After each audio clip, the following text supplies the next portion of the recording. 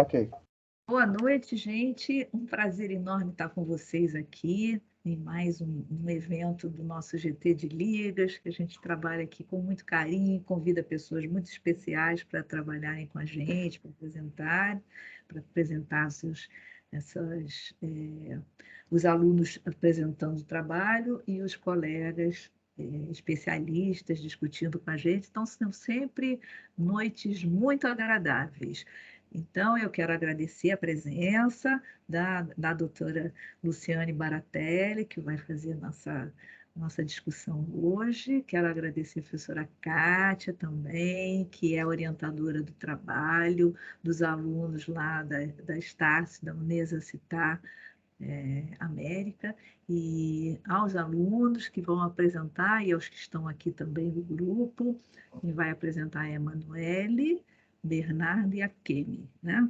Então, eu vou fazer assim, eu vou passar a palavra para os alunos, eles fazem a apresentação, depois eu passo para a professora Kátia e depois para a professora Luciane, e no final a gente então abre para perguntas, tá? Estejam completamente à vontade, aproveitem, doutora Luciane aqui, para tirar dúvidas, porque esse é um tema muito interessante e que a gente não tem tempo de discutir na graduação, né? Então, aproveitem muito esse dia aqui, que vai ser, com certeza, muito rico, viu? E muito obrigada pelo aceite do convite. Tá bom? Vou passar agora para os alunos, não sei quem vai começar. Oi, sou eu. É? Tá. Isso, vou abrir minha câmera aqui. Isso. Vou fechar a minha. Estão me vendo? Acho que não abriu, né? Agora foi. Oi, vou compartilhar aqui o conteúdo. Só abrir. Essa é a nossa aluna, a Kemi. Isso.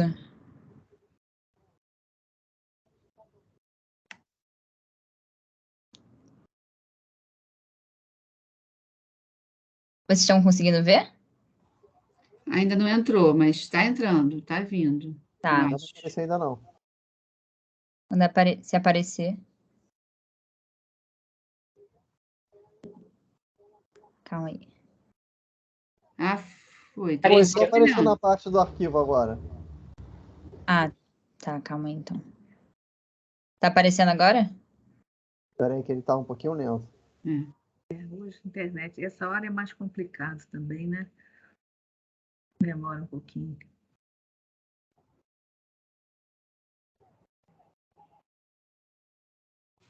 Mas vai adiantando, a Kemi fala aí, que vocês são alunos de que período? Tá, eu vou tentar compartilhar de novo. Isso. É melhor. Sai. Compartilha e vai direto no arquivo, por favor. Eu tô tentando compartilhar do jeito que eu tava compartilhando antes mesmo. Que a gente testou?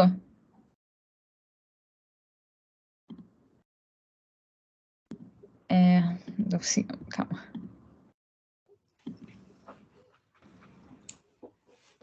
Vai dar certo. Vai. É com emoção, eles são alunos do quinto período, atualmente sexto período, mas são alunos do quinto período da universidade, né? E esse é um trabalho que eles escolheram o tema e escolheram para soninhos da infância e fizeram uma revisão sobre o tema. Tinha ido? ainda não. Agora, Sim, apareceu, mas depois saiu. Mas estava pelo Team de novo. Pedi para compartilhar em área de trabalho. Isso. Se for, me avisa. Tá aparecendo pôster? não. Não, ainda não. É que eu não tô conseguindo entrar na área de trabalho com esse negócio. Se alguém conseguir do grupo. Com o Teams, você não está conseguindo? Não, pelo Teams eu não tô conseguindo. Só tô conseguindo compartilhar. Diego, você consegue? Você está pelo Wi-Fi? Tô pelo Wi-Fi. Eu tô fazendo a mesma Tá coisa que eu fiz quando a gente testou 6 horas.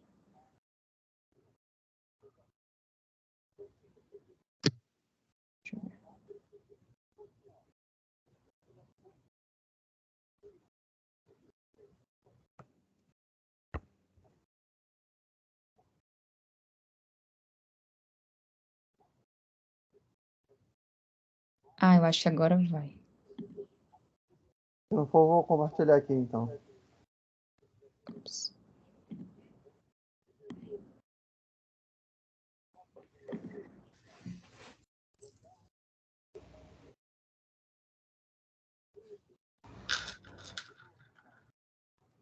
Foi? Que a sala Não, tem não tá cheia. indo, não. Não tá indo? Não, não tá indo. Melhor Deve você ser a colocar aqui, melhor você colocar. A gente testou agora e estava tudo certo, né? É. Pronto. Agora foi. É, Eu mas compartilhei. não. Ah, tá. Aí eu não consigo passar sozinha, né? Eu tenho que pedir pra passar. Não, pode ir lá. Pode mexer. Eu consigo mexer? Pode conceder a apresentação. Não tô conseguindo mexer, não. Mas não tem problema, não. Eu passo. Tá. Bem, então vou começar. Meu nome é Akemi Tominaga. Eu sou do 6º período, estudo medicina na Estácio de Cittá. E esse é um projeto que a gente apresentou no seminário para a banca de professores, no seminário 5 do semestre passado. Esse foi o post que a gente produziu. Pode passar, por favor.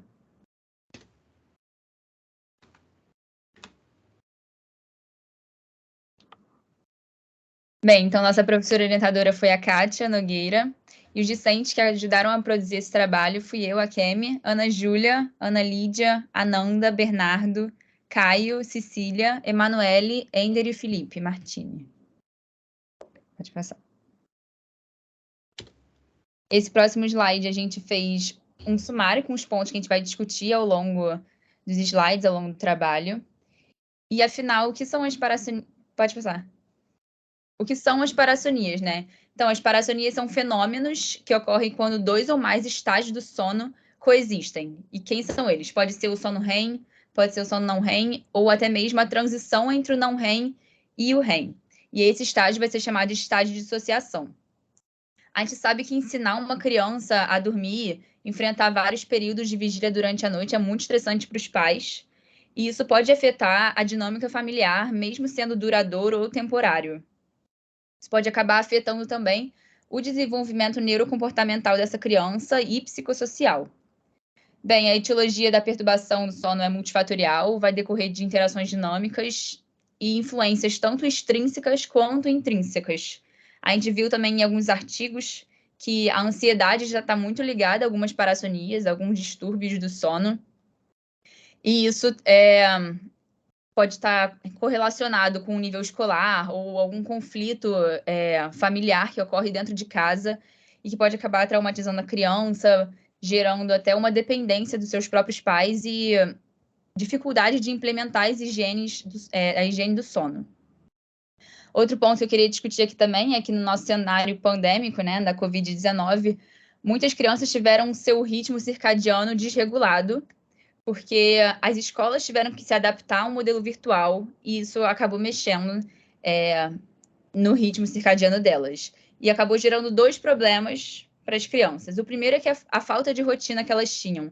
A rotina de ir para a escola e brincar e ter um horário de almoço foi completamente desregulado por ela ter que acordar e ver aula no computador, e aí acabava dormindo no intervalo. E o segundo problema é o uso de aparelhos eletrônicos antes de dormir, que tem um problema com a luz azul que é emitido pelos computadores, pelos celulares, e que vai ser comentado posteriormente no nosso trabalho. Pode passar. Bem, a gente pode classificar em parassonias do sono não REM, que é o despertar confusional, o terror noturno e o sonambulismo. Do sono REM são os pesadelos, e outras que não se encaixam nem no sono não REM, nem no sono REM, é a enurese noturna. A gente botou uma observação aí também, porque quando a gente fala em parassonias, muitas pessoas ainda correlacionam o bruxismo e a síndrome das pernas inquietas com parassonias, mas hoje em dia elas não são alocadas mais nesse grupo, são alocadas no distúrbio do movimento relacionado ao sono. Pode passar. E agora a gente vai destrinchar cada uma. Então, despertar confusional são episódios de 5 a 15 minutos que a criança desperta, confusa, desorientada, pode ser acompanhada também de gritos e choros. O terror noturno, enquanto a criança está dormindo, ela começa a gritar, se debater, se espernear, com uma expressão assustada. E o sonambulismo, que é aquela prática de atividades mais complexas, a criança acorda, anda, acorda não, né? Senta, anda, caminha pela casa, faz atividades mais complexas, com os olhos abertos, mas sem ter um reconhecimento. E na manhã seguinte, ela não vai se recordar do episódio. Pode passar. No sono REM, são os pesadelos, diferente do sonambulismo, a criança vai lembrar na manhã seguinte sobre o episódio. E acontece quando a nossa atividade cerebral dormindo é similar quando estamos no período de vigília. E as outras parassonias, que é a enurese noturna, que é a perda involuntária de urina durante a noite. Vale ressaltar também que a enurese em crianças abaixo de 5 anos é fisiológica, mas acima de 5 anos já começa a ser patológica, né? Um problema que deve ser tratado. Pode passar. Bem, o diagnóstico é feito a partir de uma história clínica, colher uma boa anamnese, conversar com a criança, conversar com a mãe da criança, e o exame de polissonografia também, que você vai acabar colocando os eletrodos no crânio da criança, e ela, enquanto ela dorme, vai pegar as ondas cerebrais, torácicas, movimento dos olhos, e várias outras. Do abdômen também, pode passar. Bem, o objetivo do nosso trabalho era descrever as principais parassonias e discutir os esquemas terapêuticos, tanto farmacológicos quanto não farmacológicos. E o objetivo especificamente é relacionar também o perfil epidemiológico com as principais parassonias, além de identificar as formas de prevenção das parassonias, segundo os dados mais recentes da literatura. Pode passar. Agora eu vou passar a palavra para o Bernardo para dar continuidade e vou fechar minha câmera para não atrapalhar a internet. Bom, boa noite, gente. Eu sou o Bernardo. Vou dar continuidade ao nosso trabalho, começando a falar um pouco da metodologia que a gente usou. Bom, a gente fez uma revisão sistemática de literatura, né, sobre as principais parassonias da infância e como a gente pode prevenir essas parassonias, né? A gente usou artigos das bases de dados PubMed, Cielo e Google Acadêmico, e a gente usou publicações desde 2007, publicadas desde 2007 até 2021. Bom, a gente pesquisou trabalhos nos idiomas português, inglês e espanhol, e os descritores que a gente usou foram parassonias da infância, distúrbios do sono, polissonografia, higiene do sono e infância. Pode passar, por favor. Bom, agora eu vou falar um pouco mais detalhadamente de cada parassonia, da epidemiologia e do tratamento. Como a gente pode ver, como vocês podem ver, a gente fez uma tabela aí. Bom, vou começar pelo despertar confusional, né? Sobre a epidemiologia. Ela começa a aparecer a partir dos 2 anos de idade e ela tem a sua frequência diminuída a partir dos 5 anos. A gente botou os dados de prevalência aí também, né? Bom, a prevalência ela varia de 17,3% entre os 3 e 13 anos, diminuindo para cerca de 3% nos maiores de 15 anos. Ou seja, com o passar da idade, a gente tem a prevalência das parassonias tendem a cair. A gente pode ver que isso é um perfil que se repete. Bom, sobre o tratamento, a principal coisa é a higiene do sono, que eu vou detalhar mais à frente, mas ela é a principal forma de prevenir as parassonias. A técnica de despertar programado, que eu já vou explicar agora o que é, porque vocês vão ver mais vezes na nossa apresentação. Bom, a técnica de despertares programados nada mais é que você acordar a criança de 15 a 30 minutos antes, que você sabe que ela vai ter o episódio da parassonia, nesse caso no despertar confusional. Você acorda a criança de 15 a 30 minutos antes, mantém ela acordada por uns 5 minutos, e assim você evita com que ela tenha o episódio e ela tende a não ter mais naquela noite. Bom, benzodiazepínicos, deixando claro que eles não são a primeira escolha de tratamento são os métodos não farmacológicos, que é a higiene do sono, principalmente. Bom, sobre o terror noturno, normalmente inicia a partir dos 4 anos e a prevalência diminui no início da adolescência. A gente pode ver ali 6% na infância e 2% na adolescência. Tratamento, higiene do sono, despertares programados, benzodiazepínicos, deixando claro que não são a primeira escolha, e medidas de segurança no dormitório, como, por exemplo, tela nas janelas ou proteção nas bordas da cama. esse tipo de coisa, evitando que a criança possa sofrer algum acidente ou coisas do tipo.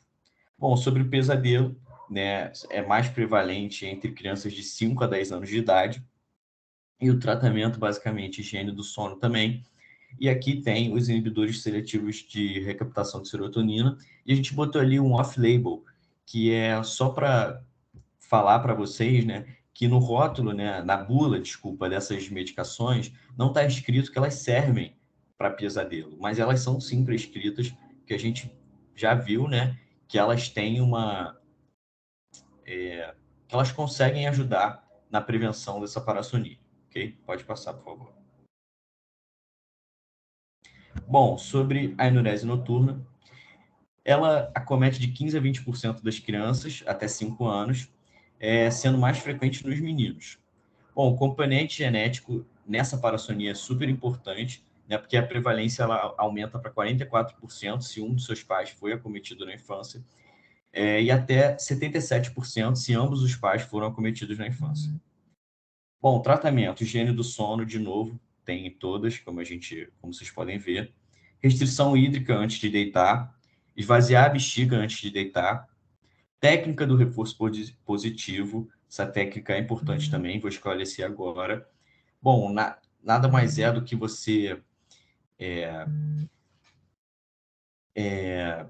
reforçar para a criança que não fazer xixi na cama é bom. Ou seja, por exemplo, se ela não fez xixi na cama na noite, você marca com uma estrelinha no calendário, mostrando que, né, ela não fez e por isso ela ganhou uma estrelinha. Ou você dá recompensas para ela, não sei, um biscoito que ela goste muito, um brinquedo, para ela associar o fato dela não fazer xixi na cama como sendo algo bom. Bom, técnica dos despertares programados também. E aqui 3 fármacos, né, a desmopressina, oxabutinina e imipramina. Bom, agora basicamente vou explicar um pouco sobre elas. A desmopressina, ela reduz a produção de urina, o que ajuda, né, obviamente, na enurese. A oxabutinina, ela é usada no tratamento da incontinência urinária, né, porque ela tem efeito na musculatura lisa da bexiga e aumenta a capacidade dessa bexiga de armazenar urina. E a imipramina, ela é um antidepressivo tricíclico, né, que também pode ser usado no tratamento da enurese.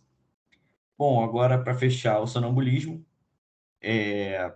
normalmente ele inicia em escolares, né? E também tem a sua prevalência diminuída com a idade, como eu falei, a maioria das parassonias tem essa relação de idade com a prevalência. 40% entre 6 e 16 anos e 4% em adultos. Bom, tratamento, higiene do sono, medidas de segurança no dormitório, que são bem mais importantes nessa parassonia, despertares programados e benzodiazepínicos. Pode passar, por favor. Bom, esse é o nosso gráfico de prevalência das parassonias infantis entre crianças de 5 meses e 13 anos de idade. Bom, agora só para fazer contexto desse gráfico, né? A gente fez o gráfico porque a gente não achou um só artigo que desse boas informações, né, informações fidedignas sobre a prevalência das 5 parassonias, em um só artigo. Então, a gente pegou 3 artigos, basicamente, no primeiro artigo, que é o artigo Petit et al. De 2007, ele analisou as 3 primeiras parassonias, o sonambulismo, o terror noturno e a enurese. Bom, ele analisou crianças de 2 anos e meio, né, numa amostra de 1.997 crianças, e os dados obtidos, né, os resultados obtidos foram 14,5% na prevalência do sonambulismo, 39,8% no terror noturno e 25% na enurese. Bom, no segundo artigo, artigo Simard et al. De 2008, analisou crianças de 5 meses a 6 anos de idade, numa amostra de 944 crianças, obtendo a prevalência de pesadelos de 68,2%. E o terceiro e último artigo, o artigo Potas et al. De 2010, analisou crianças de 3 anos a 13 anos e numa amostra de 330 crianças, obtendo a prevalência de 17,3%. Bom, só para fazer uma análise bem básica do gráfico, mas que eu acho importante pontuar, que dá para a gente ver claramente que pesadelo é a parassonia mais prevalente, disparado, né? 68,2%. Pode passar, por favor. Bom, e agora a prevenção, vou detalhar um pouco mais. Aqui é o momento que eu vou falar da higiene do sono, que eu vou detalhar um pouco mais, como eu tinha falado nos slides anteriores. Bom, o que é importante para você prevenir a criança de ter as parassonias? Muito importante criar rotina por hora de dormir. Isso porque a criança ela aprende da importância desse momento, importância de dormir, e também ela consegue criar uma rotina, né? O que facilita com que a criança ela entre na rotina e acabe dormindo no horário certo e acordando no horário certo. Que aí esse segundo quadrinho, que é estabelecer horário regular de dormir e despertar, foi o que eu acabei de falar. Ambiente de sono adequado, e por isso a gente entende um ambiente sem barulho, um ambiente escuro, um ambiente relaxante, que a criança ela possa se sentir à vontade para iniciar o sono. Bom, utilizar a técnica do despertar programado, que eu já falei para vocês, e que é importante para evitar de acontecer o episódio da parassonia à noite. Bom, evitar comer e beber antes de dormir, principalmente, né, as comidas pesadas, com chocolate e açúcar, e bebidas energizantes, né, tipo café, mate, Coca-Cola, porque isso dificulta o processo de entrada no sono, porque são alimentos, né, e bebidas que né, tem um nome, ele energizam, ainda mais o açúcar também, o que dificulta a criança de entrar no processo do sono. Bom, desenvolvimento de rotinas agradáveis e relaxantes ao menos 30 minutos antes de deitar, o que é bem importante também, que a criança ela consegue iniciar o sono mais facilmente. Evitar mídias eletrônicas ao menos 1 hora antes de dormir, isso porque, como a Kemi falou, bem lá no início, essas mídias elas emitem a luz azul através da tela, né? E essa luz azul ela prejudica bastante a saúde ocular e ela também é capaz de alterar, né, o ciclo sono-vigília. Então, por isso é muito importante que as crianças evitem as mídias perto da hora de dormir e, obviamente, na hora de dormir. Bom, evitar atividades físicas intensas antes de dormir e evitar cochilos durante o dia, o que também atrapalha bastante você ter o sono à noite e desregula também o ciclo circadiano da criança. Bom, agora eu vou passar a palavra para a Emanuele, ela vai finalizar, né, concluir a nossa apresentação. Obrigado. Oi, boa noite, eu sou a Emanuele e eu vou seguir com a nossa apresentação. Pode passar o slide, por favor? Então, eu vou falar sobre a discussão e a conclusão do nosso trabalho. As parassonias infantis, elas são bem comuns, como nós vimos anteriormente, falado pelo Bernardo, e elas estão relacionadas com as atividades autonômicas anormais durante as fases do sono.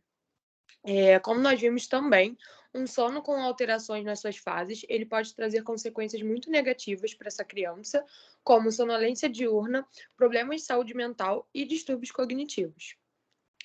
A divisão entre o que é um sono normal e o que são apenas perturbações do sono, ela é tênue e é influenciada por fatores culturais, ambientais e sociais. E também vai depender muito das características pessoais de cada criança e também das expectativas dos pais acerca dessa situação. O manejo e o tratamento das parassonias, ele vai variar conforme a causa, o que pode estar causando, como a Kemi falou anteriormente, que a causa é multifatorial, e o quadro clínico individual de cada criança. Por isso que é muito importante os profissionais conhecerem os aspectos fisiológicos do sono, as fases do ciclo circadiano, e também entenderem sobre os distúrbios mais prevalentes, para eles poderem orientarem e tratarem adequadamente esse paciente. Pode passar, por favor. Como a Kemi também já falou, nós vimos que a pandemia da Covid-19 ela aumentou muito o uso de tela diário entre essas crianças para assistir suas aulas online, e isso trouxe um prejuízo muito grande na higiene do sono, aumentando a prevalência das parassonias nessas crianças. E também, já citado, de acordo com a ICSD, em 1997, os movimentos rítmicos, as câimbras noturnas e o bruxismo noturno, eles eram classificados como parassonias, mas desde 2005 eles não são mais parassonias e são classificados como distúrbios do movimento relacionados com o sono. O diagnóstico dessas parassonias ele é feito basicamente pela história clínica e pela anamnese detalhada, mas em casos mais difíceis, quando o profissional não consegue dar o diagnóstico apenas por uma anamnese, ele também pode fazer o uso da polissonografia. Pode passar. E na nossa conclusão, nós vimos que em todos os casos de parassonia, a gente deve estimular a higiene do sono, os bons hábitos, como o Bernardo detalhou bem para a gente, os horários regulares, evitar o cochilo durante o dia, criar um ambiente adequado, com pouca luz, temperatura ambiente, para essa criança poder entrar no sono e permanecer nele durante toda a noite. Normalmente as queixas relacionadas ao sono, elas são subvalorizadas nas consultas pediátricas, e por isso é muito importante que esses profissionais eles sejam capacitados para não subvalorizarem essas questões e eles buscarem um tratamento direcionado para essa criança, porque como nós vimos, essas parassonias elas podem trazer muitas consequências, tanto para a vida dessa criança, quanto para a rotina dessa família também, dos pais e dos responsáveis por essa criança, que tem o seu sono atrapalhado durante a noite. E para o tratamento adequado dessa parassonia, é preciso que uma equipe multidisciplinar esteja envolvida e, além disso, também é importante a ampliação de políticas públicas, como o aumento da oferta de exames como a polissonografia e também de terapias integrativas e complementares para tratamento das parassonias. Dessa forma, com a investigação adequada, com a anamnese detalhada, com a polissonografia e com conhecimento sobre as fases do sono, a gente pode tratar esse paciente da melhor forma para promover uma melhor qualidade de vida, tanto para a criança quanto para a família. Pode passar. Essas são as referências que nós usamos e muito obrigada. Muito bem. Bom, primeiramente, parabéns, meninos, pelo desenvolvimento de um trabalho tão bonito. Parabéns, professora Kátia, pela orientação, realmente foram muito bem, foram desenvoltos, apresentaram com bastante tranquilidade, né, e clareza. Então, só parabenizar mesmo. Vou passar a palavra para a professora Kátia e depois para a professora Luciane, tá? Bom, boa noite a todos. Obrigado, colegas que estão aqui com a gente, assistindo. Quero agradecer mais uma vez a Luciane, os colegas na UERJ, e eu sou admiradora do trabalho dela, muito feliz dela estar aqui com a gente, que vai generosamente pontuar alguns conceitos, e tenho certeza que vai passar também muito da experiência dela. Bom, quanto aos alunos, eu realmente só me encho de orgulho. Eu quero que os colegas médicos que estão aqui pensem quando vocês estavam lá iniciando o 3º ano da faculdade, né? Então, esses alunos são do 5º período, né? Agora eles já são do 6º, mas assim, é o 5º período. Então, é um trabalho assim robusto, profundo, sedimentado cientificamente, assim, só me traz orgulho. E a banca, realmente, eles levaram 10, óbvio, né, com a apresentação desse trabalho. Enfim, eu só me trouxe alegria, eu quero parabenizá-los e vou passar a palavra para a Luciane. É um grande orgulho isso, Muito né? orgulho mesmo. Estão me ouvindo direitinho? Sim. Então, primeiramente, agradecer o convite, mais uma vez. Para mim é uma honra estar aqui, representando a Sopert, falando sobre esse assunto que eu gosto bastante. Fiquei muito, muito, muito feliz de ver alunos que estão iniciando ainda, né, a carreira médica, interessada no tema de sono infantil, porque a gente vê que apesar dos distúrbios de sono serem muito comuns, é um assunto que é muito pouco debatido. Então, a gente tem aula, às vezes, sobre diabetes, sobre hipertensão, sobre asma, que, claro, são temas muito importantes para um pediatra saber abordar, mas que são muito menos frequentes que o distúrbio de sono, por exemplo. E isso, muitas vezes, passa-se uma graduação inteira sem que a gente tenha ali nenhuma aula. Então, fico muito feliz de ver que os alunos estão falando sobre esse tema, estão aprendendo sobre esse tema. Eu montei aqui uma apresentação. Vou tentar não ser muito repetitiva, porque eu acho que eles falaram muito bem, eles abordaram muitos pontos importantes, mas só para pontuar algumas questões que eu acredito que ajudam muito no raciocínio clínico. Então, deixa eu ver se eu consigo botar aqui.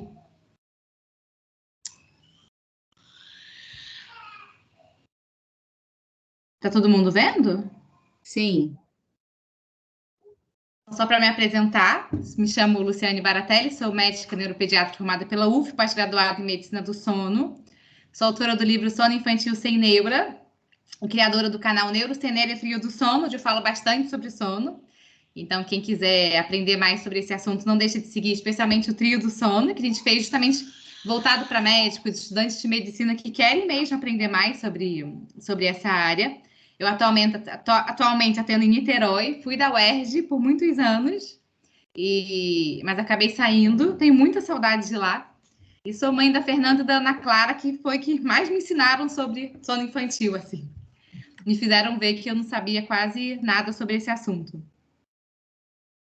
Então, para começar de maneira bem breve, porque eu acho que vocês já falaram muito bem sobre isso, né? Então, as parassonias são comportamentos episódicos anormais que invadem o sono, então podem acontecer em qualquer fase deles, e o que diferencia é justamente que são movimentos complexos. Então, é diferente, por exemplo, de um bruxismo ou de uma síndrome das pernas inquietas ou de outros distúrbios de movimento do sono, que são caracterizados por movimentos mais simples e estereotipados. E essa é a classificação das parassonias, de acordo com a classificação internacional dos distúrbios de sono. Então, a gente vai dividir entre parassonias do sono não REM, que seria, especialmente na infância, despertar confusional, sonambulismo, terror noturno do sono REM, que eles têm como mais comum transtornos de pesadelos, e outras parassonias aí que vão incluir a enurese. Mas, para começar, eu queria falar um pouquinho de fisiologia do sono. Sei que é um assunto que a gente, às vezes, foge um pouco quando a gente está ali na graduação, mas quando a gente entende essa fisiologia, a gente consegue entender muito melhor por que esses transtornos acontecem, diagnosticar melhor e até poder saber como é que a gente vai fazer esse tratamento. Então, ninguém dorme uma noite inteira, né? A gente passa por vários ciclos de sono, e entre cada ciclo a gente vai ter ali um breve despertar. Na criança, esses ciclos são mais curtos que o adulto. Então, se no adulto dura ali entre 1h30, 2 horas, na criança, no recém-nascido, vai durar ali uns 50 minutinhos e vai aumentando até chegar ali na idade pré-escolar, escolar, que já vai ter essa duração do adulto. Por isso que, às vezes, a gente tem essa questão, né? Meu filho desperta de hora em hora, porque ele, de fato, desperta. E nesses ciclos, a gente vai passar ali por vários estágios do sono. Então, a gente tem o sono não REM, que ele é caracterizado por uma lentificação da atividade elétrica do cérebro, que é quando o cérebro ele vai ali descansar de fato. E ele é diferenciado entre N1, N2 e N3, conforme esse sono vai se aprofundando.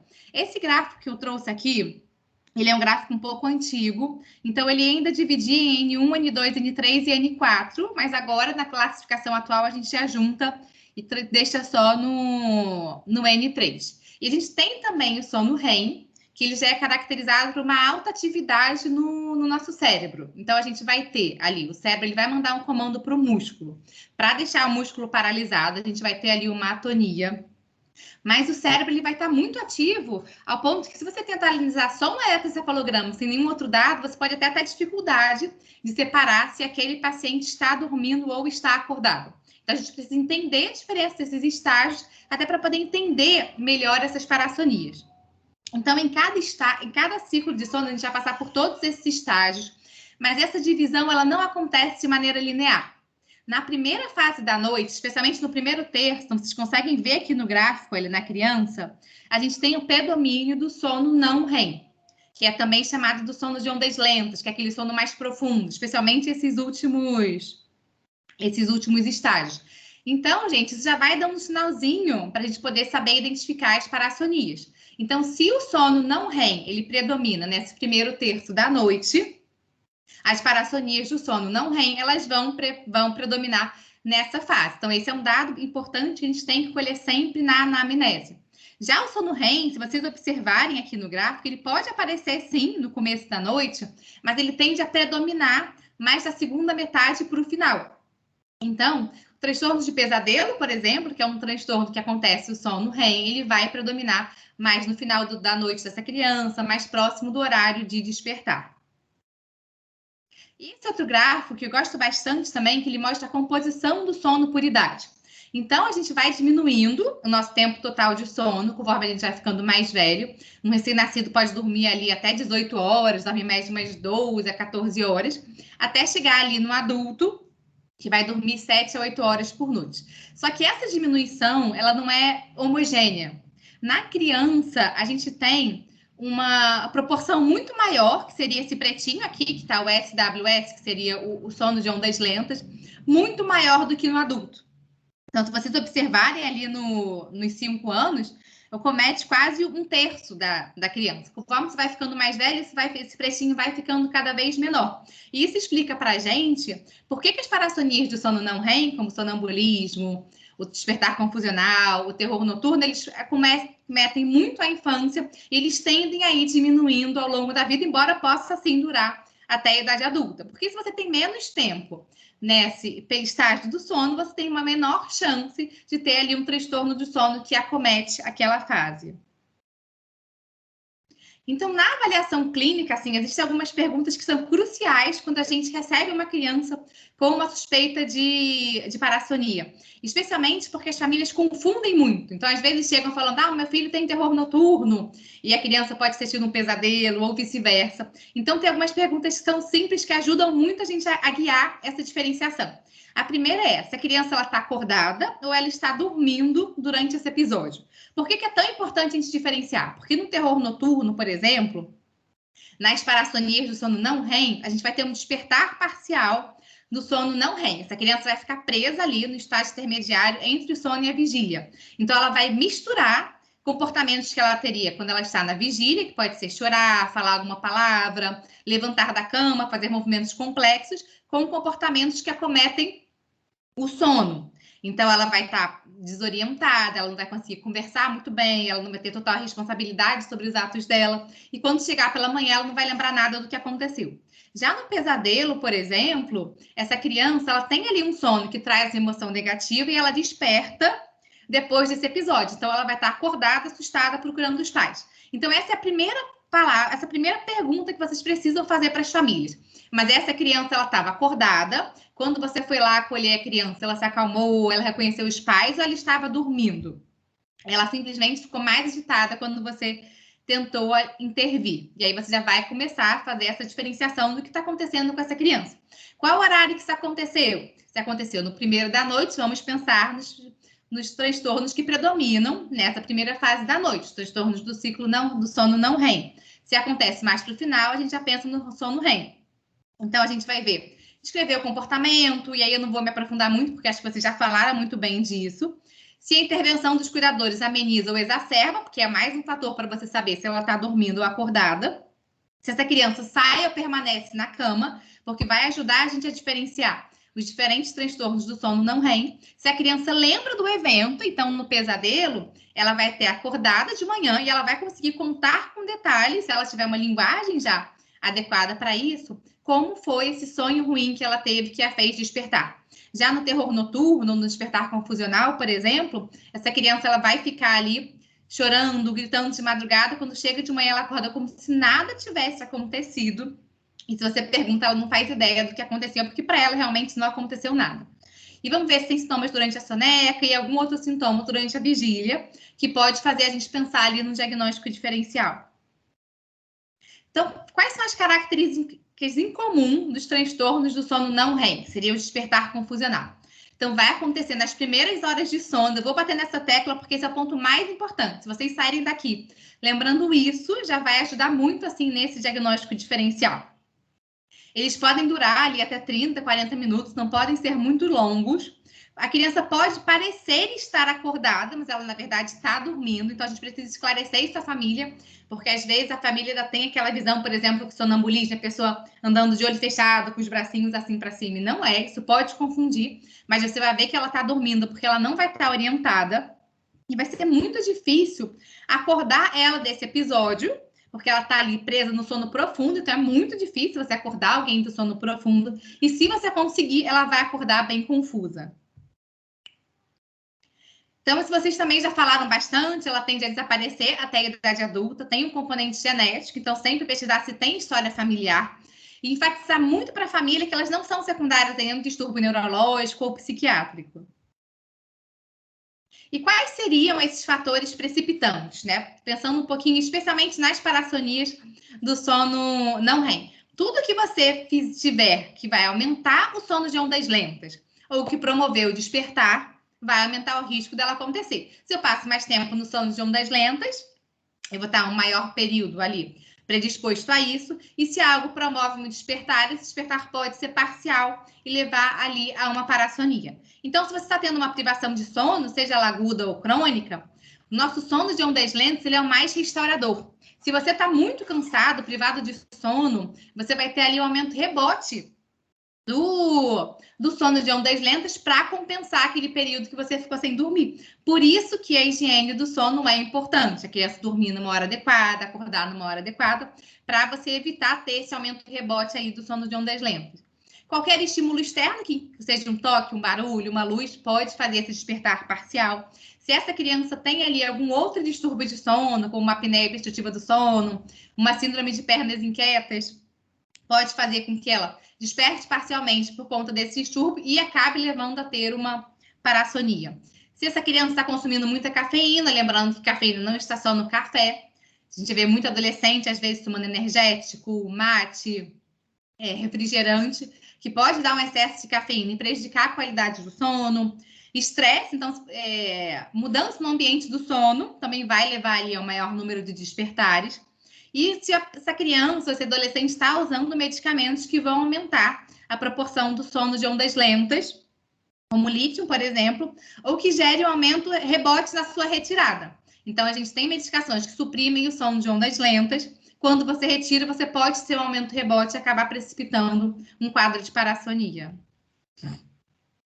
Então, como é que a gente divide os transtornos do despertar? A gente pode dividir em despertar confusional, terror noturno e sonambulismo. De maneira bem sucinta, o que diferencia eles? O despertar confusional é aquela criança que senta na cama, chorando, confusa, não reconhece os pais. O terror noturno, ele tende a ter os sintomas um pouco mais intensos, aquele costuma começar com um grito, e a grande diferença dele para o despertar confusional são os sinais desautonômicos. Então, aquela criança que vai estar ali com o coração acelerado, suando, com rubor facial, que a gente já vai classificar como um terror noturno. E o sonambulismo, que a grande diferença dele é que a criança sai da cama. Então, o que classifica para a gente, o que diferencia um despertar confusional de um sonambulismo é se essa criança ficou restrita ao leito ou se ela saiu da cama. E quando ela sai, ela pode fazer movimentos muito complexos. Tem relatos até de adultos que dirigiram ou que manusearam objetos perigosos. Enfim, a gente precisa muito estar atento a essa segurança. Já o pesadelo, como eu já expliquei para vocês, são sonhos que trazem sentimentos negativos e vão despertar essa criança, e ela vai ter uma dificuldade de voltar a dormir. Vão predominar ali próximo do horário de despertar. E a diferença de uma criança que tem um pesadelo, pura e simplesmente, teve um sonho ruim e demorou a voltar a dormir, de alguém que teve um transtorno de pesadelos, é se isso está causando um impacto no funcionamento diurno dessa criança. Então ela teve um dia que ela sonhou com um lobo mau, foi para a cama da mãe e voltou a dormir. A gente não vai chamar isso de transtornos de pesadelos. Mas se aquela criança que está tendo ali pesadelos recorrentes, começou a ter medo de dormir para não ter um sonho negativo, ou aquela criança que já tem uma ansiedade muito grande durante o dia, ou você está vendo que ela está despertando ali no meio da madrugada com frequência, não consegue voltar a dormir, isso está dando uma privação de sono, aí sim a gente vai pensar em um transtorno. Então, o diagnóstico de todos esses transtornos ele vai ser sempre clínico, tá? Pesquisar a história familiar, No exame físico, a gente não costuma ver nenhuma alteração específica para as parassonias em si, embora a gente tenha sempre que avaliar se essa criança não tem ali algum fator que possa sugerir para a gente uma apneia obstrutiva do sono, por exemplo, uma criança que tem sinais de obstrução das vias aéreas, ou alguma outra doença neurológica que possa estar agravando. E sempre investigar a presença daqueles fatores que eu já falei com vocês. E dos exames complementares, né? Eles acabam ajudando muito pouco nesse diagnóstico diferencial. Os vídeos dos pais são algo que facilitam muito a gente, porque às vezes a família está muito ansiosa, ela não consegue dar detalhes do que está acontecendo. Então, hoje em dia, qualquer família, mesmo as mais humildes, tem ali um celularzinho com câmera. Você pede para filmar como está sendo. E normalmente, pedir para filmar 2 episódios. Tá? Porque aí você consegue comparar um com o outro, pegar mais dados, ver se aquilo está acontecendo sempre da mesma forma, está acontecendo de maneiras diferentes. Então, é algo que parece simples, mas ajuda muito. Um outro ponto é a gente pedir um diário do sono, tá? Existem alguns modelos de diário que a família vai ali anotar o horário que ela dorme, o horário que ela acorda, e vai ajudar a gente a, primeiro, ter mais informações sobre o sono dessa criança, porque muitas vezes a família não sabe o horário que o episódio está acontecendo, ela fica tão assustada que ela nem lembra de olhar no relógio.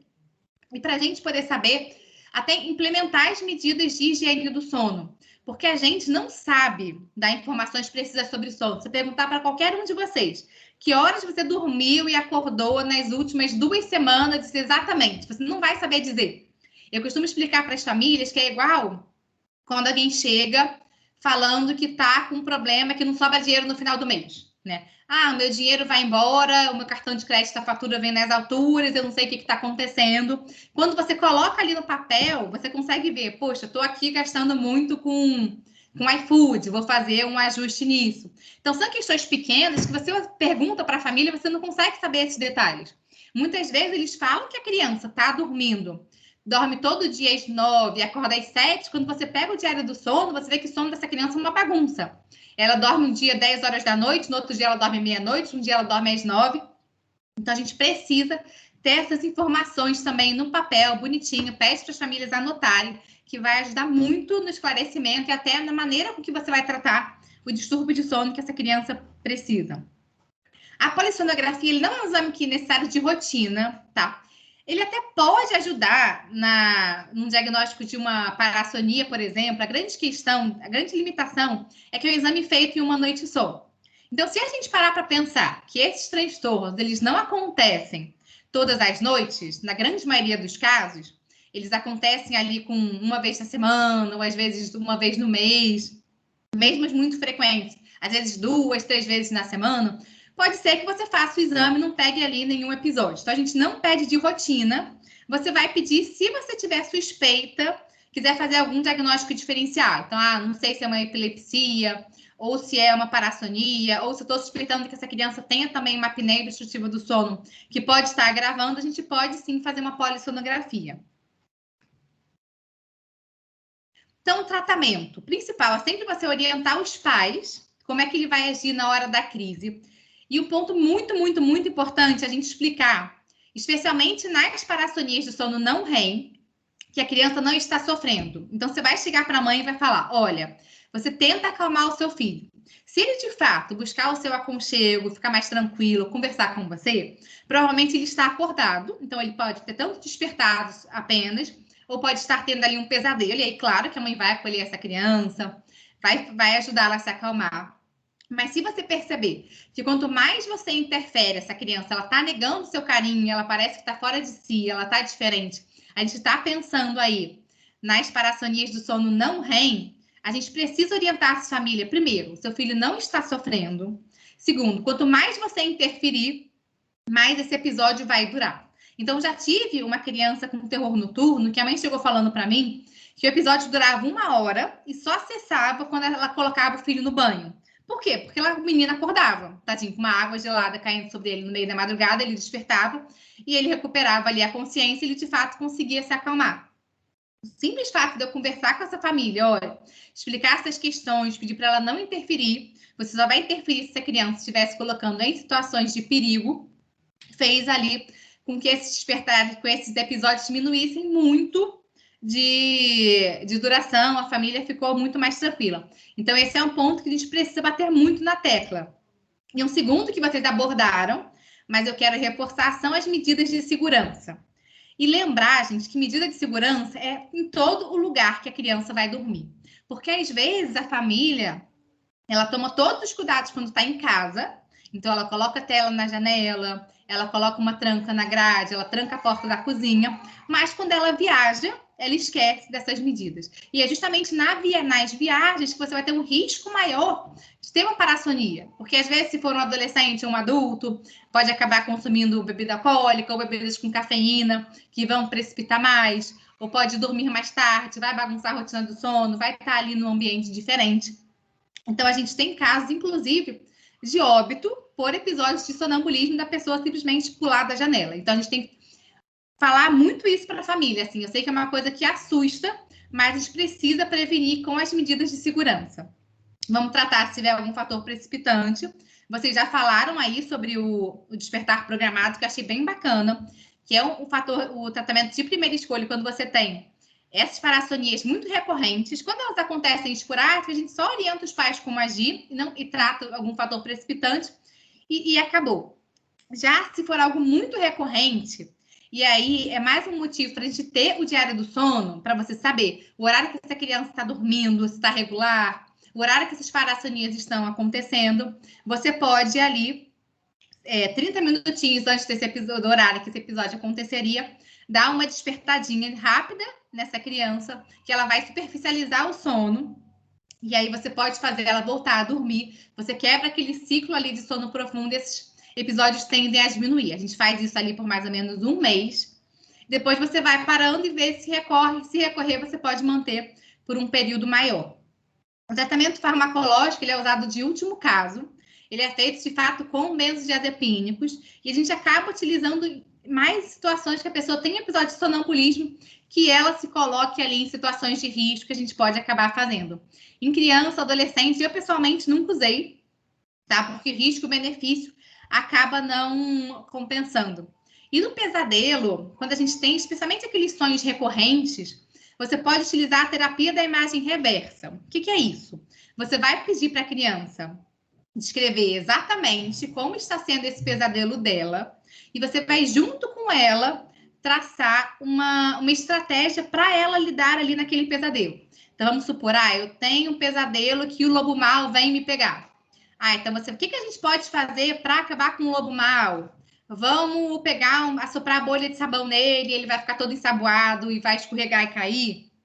Enfim, você usa o lúdico, pensa ali em uma saída com a criança e você vai treinando isso antes dela dormir para ela conseguir utilizar aquilo durante o sono.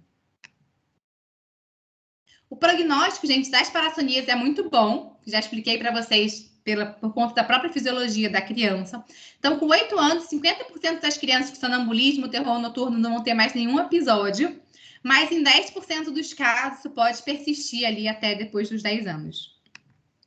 Tá bom? Obrigada. Então, apresentar aqui para vocês o meu trio do sono, que é quem ajuda comigo nessa missão mesmo de disseminar o conhecimento sobre sono infantil para pediatras, para estudantes de graduação, e divulgar mais uma vez o meu livro para quem quiser aprender um pouquinho mais sobre o assunto. Obrigada, Kátia. Se alguém tiver alguma dúvida, estou aqui.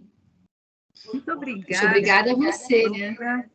Pela excelente aula, altamente esclarecedora, didática. Acho que os alunos aproveitaram muito e nós também. Muito obrigada mesmo.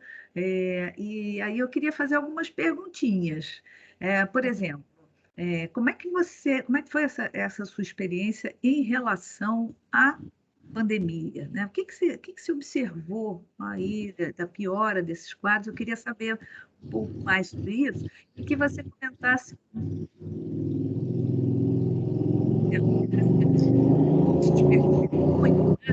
sobre o uso da melatonina. Você falasse... Desculpa, a sua segunda pergunta, o seu som falhou. Você perguntou sobre a pandemia e depois eu não consegui ouvir o que você a sua segunda pergunta. Sobre o uso de melatonina, o que você pode falar para a gente sobre isso? Então, duas perguntas muito interessantes, né? Primeiro, na pandemia, então a gente teve ali um aumento considerável de distúrbios de sono, crianças expostas à tela o dia inteiro, tendo pouco contato com luz natural, sem rotina. Então, sono é basicamente rotina. A gente tem ali o nosso relógio biológico, que vai controlar o nosso horário de dormir e de acordar, mas a gente sempre tem que lembrar que ele é um relógio meio capenga. Ele depende de marcadores externos para ir sincronizando ali os nossos horários. O principal deles é a luz e a escuridão, então a gente ser exposto à luz natural durante o dia e tá ali no escurinho à noite. Mas outros fatores, como o horário das refeições, das nossas próprias atividades durante o dia, são atividades mais tranquilas, mais agitadas. Isso tudo vai ali influenciar no nosso relógio biológico, tá? E acaba que a pandemia bagunçou isso tudo, né? Então, não é à toa que a gente teve, sim, tanto essas queixas, fora fatores de ansiedade, estresse, que acabam também influenciando, né? E com relação à melatonina, o que eu tenho visto, assim, é que a gente está tendo um boom de prescrições desnecessárias, tá? Então, em primeiro lugar, assim, deixar claro que não existe indicação formal de a gente usar a melatonina para tratar insônia na infância, especialmente em bebês, assim, menores de 2 anos, que eu tô vendo que tem sido muito indicado para aquele bebê que desperta muito à noite. Então, primeiro, que não funciona, porque ela tem ali uma meia-vida curta, um tempo de ação curto, né? Ela age rápido e para de agir rápido, não vai agir nos despertares. E segundo, a gente não tem estudos que embasem isso. Então, assim, é um hormônio, né? A gente, como pediatra, sabe que quando você dá um hormônio, você vai mexendo ali em toda uma cadeia, não é especialmente no sono. Então, não está indicado. A gente pode utilizar em crianças que têm algum transtorno neurológico, especialmente autismo, já tem sido bastante estudado, tá? E TDAH, ou crianças com paralisia cerebral, deficiência visual, a gente pode sim utilizar, mas mesmo nesses casos, você tem que utilizar numa dose adequada, que é uma dose muito menor do que a gente vê prescrevendo de rotina. Então, eu costumo começar com 0,21 miligramas, sabe? Chego até 0,5. Então, doses bem pequenininhas e associadas a medidas de higiene do sono. Porque se você só dá melatonina e esquece de todo o dever de casa, não vai funcionar. Ele é ali um meio para ajudar a gente a dar uma organizada na rotina. Porque senão vai chegar uma hora que a criança pode desenvolver uma tolerância e a queixa vai voltar.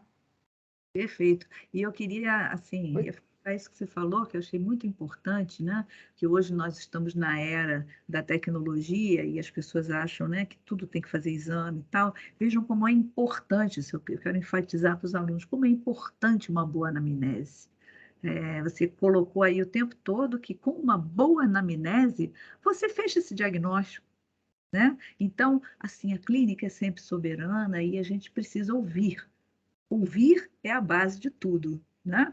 Então, eu queria assim, enfatizar isso, que eu acho que a gente precisa formar o profissional que entende a importância da tecnologia, mas, como dizia o professor Merri, né, precisa ter em mente a tecnologia leve, que a tecnologia relacional, em que você escuta, né, que você ouve o paciente. Então, isso é fundamental, né? Pelo que você acabou de colocar aí, que a gente tem que reforçar isso para os alunos. Como é importante a gente fazer uma boa anamnese. A anamnese é a base de tudo, não é verdade? Não, exatamente, especialmente quando a gente fala de medicina do sono.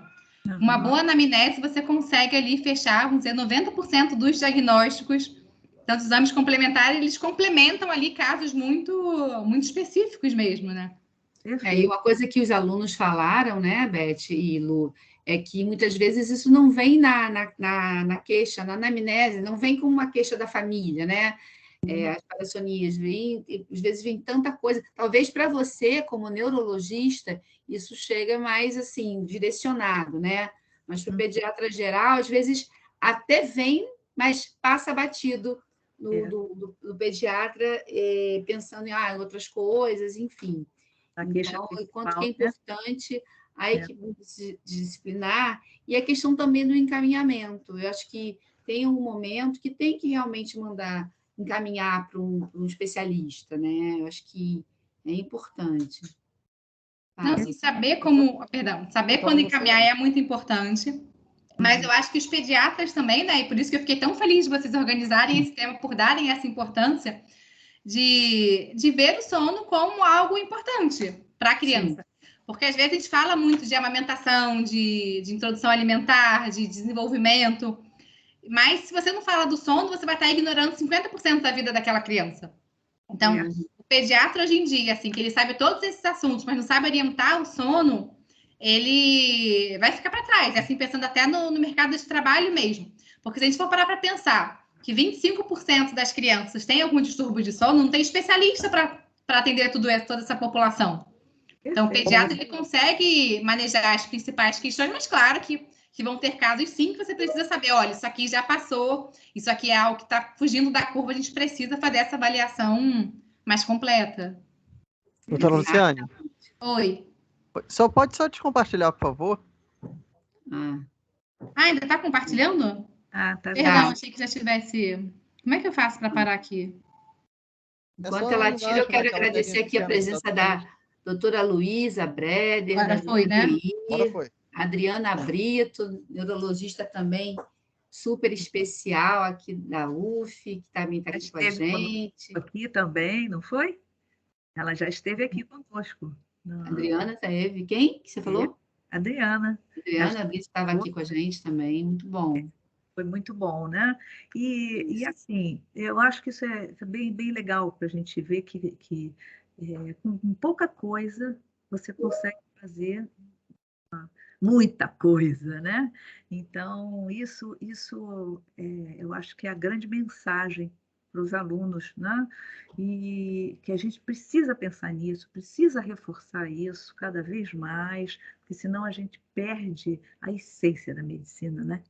E isso é muito importante que a gente reflita. E eu queria fazer mais, bom, eu queria que as pessoas falassem, porque senão eu fico só perguntando aqui. Eu tenho uma... Os alunos querem perguntar alguma coisa para a Lu? Se não quiserem falar... Estou vendo aí, tem os alunos aí que vão fazer pediatria. Se quiser botar alguma coisa no chat também, já a pessoa fica com vergonha de falar. Aqui, exatamente. E, enquanto isso, eu quero dizer aqui, olha, no chat a gente está vendo o elogio, a professora Ana Rosa elogiando excelente palestra, um tema muito importante. Professora Adriana, parabéns por todas as apresentações, excelente, tema fundamental na pediatria, elogio ao trabalho dos alunos também, ao desempenho. Então, isso é muito bom, muito bacana da gente, né, poder compartilhar essas discussões. Olha que lindinha, gente. Ensinou a mamãe. Desculpa, gente, ela estava chorando, tive que pegar aqui, mas não estou aqui. Não, tá linda. Perfeito. Então, gente, perguntas? A Kemi está dizendo aqui que foi ótimo, Emanuele também, não tem nenhuma pergunta. Mas acho que tem muita coisa para a gente refletir aí, pensar no que... Aliás, eu ia perguntar sobre essa questão de sonografia, né, que a gente não vai usar de rotina, é claro, está bem especificado.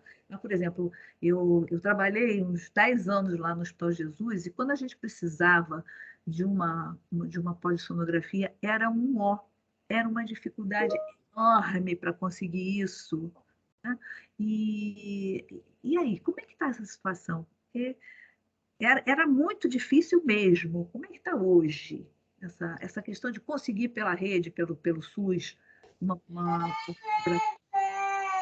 A polissonografia eu sei que a gente faz na UERJ. A UERJ faz. Eles fazem para adulto e estavam para começar a fazer de criança quando eu saí de lá. Não sei como que está agora. Não sei se Cátia conhece algum lugar do SUS? Não, também no SUS para criança. Para adolescente já é difícil. Nossa, né? era muito, continua difícil, né? Continua difícil. E plano de saúde também é aquela coisa assim de meses esperando, né? Um tempo esperando. Infelizmente. Na rede privada a gente consegue com mais facilidade, mas assim, você precisa, por exemplo, de um bebê pequeno, eu já tive uma criança que precisou ir para São Paulo. Uma criança do consultório, ela tinha 1 aninho porque você não tinha cinta, não tinha o material adequado. Se você precisar fazer com capinógrafo, por exemplo, aqui no Rio, não sei nenhum lugar que faz, precisa lá para São Paulo.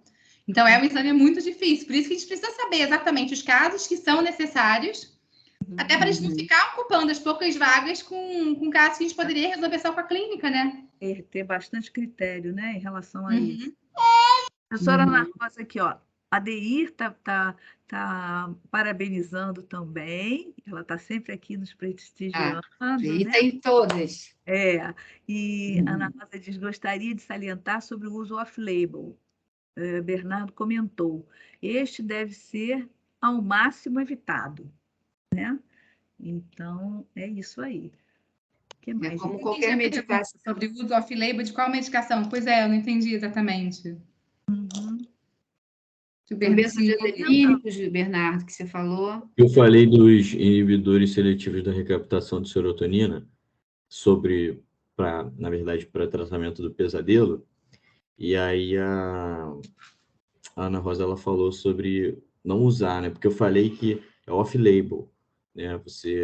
Esses medicamentos, eles não tá na bula que você pode usar, né? Para tratar pesadelo. E aí a professora falou que deve ser ao máximo evitado. Bernardo, posso falar, Beth? Claro, pode.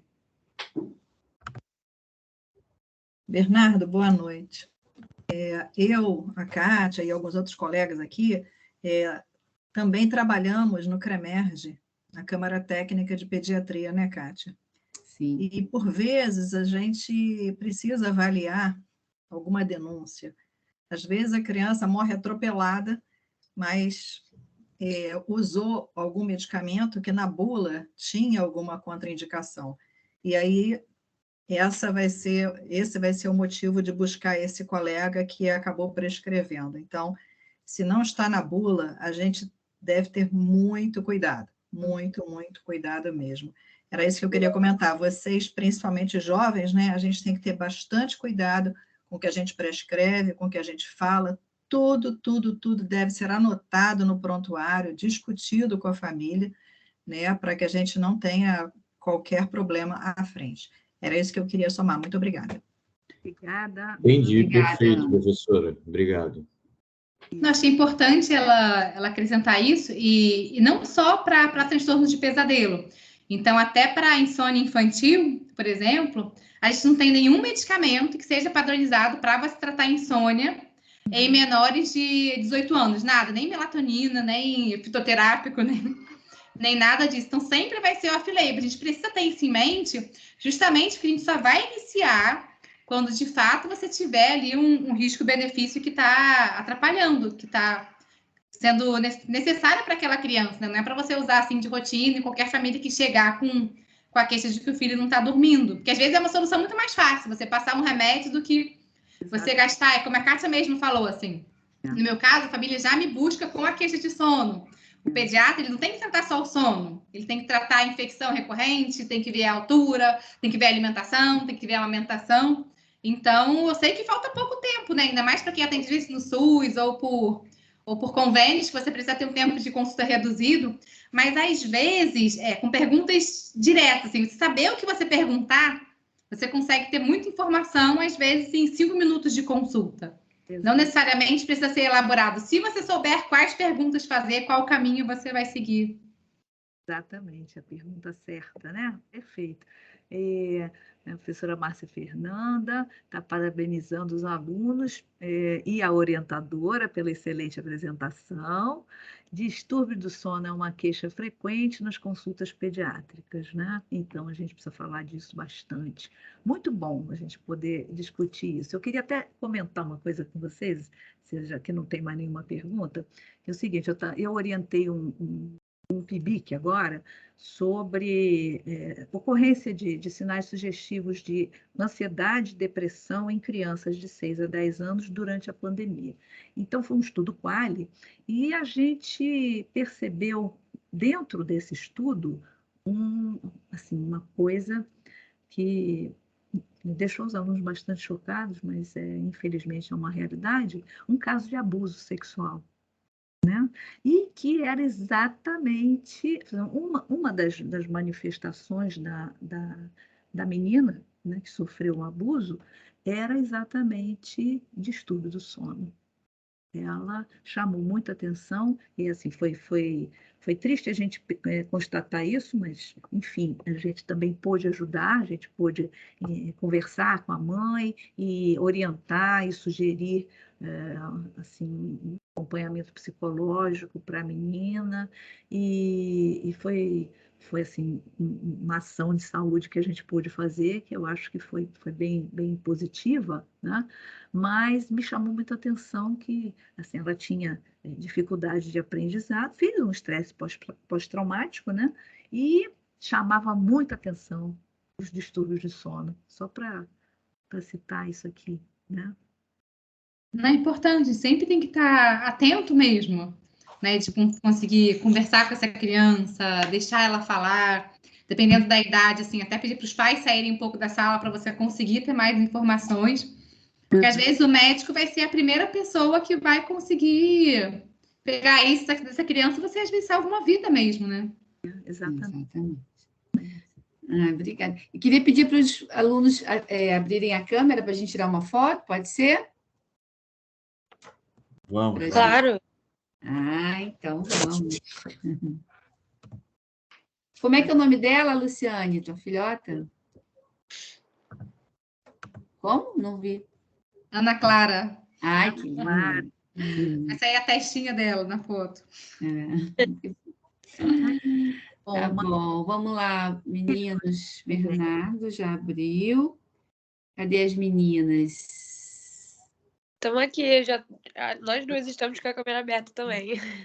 Para mim não está aparecendo, então. Cadê? A Manuele apareceu. Se você tiver. Está vendo todo mundo, Diego? Que aí eu. Mas eu acho que é a minha configuração que não está boa. Eu acho que se você abrir o microfone e falar, a sua foto vai para a tela principal. Ah, tá. Tá vendo agora? Deixa eu ver, peraí. Eu tô vendo todo mundo. Agora tá. Agora saiu o Bernardo. Você consegue ver todo mundo, Diego? Consigo. Então tira, por favor, e bota no nosso grupo. Tá? Eu não consigo. Está faltando, sei lá. Acho que é a configuração aqui.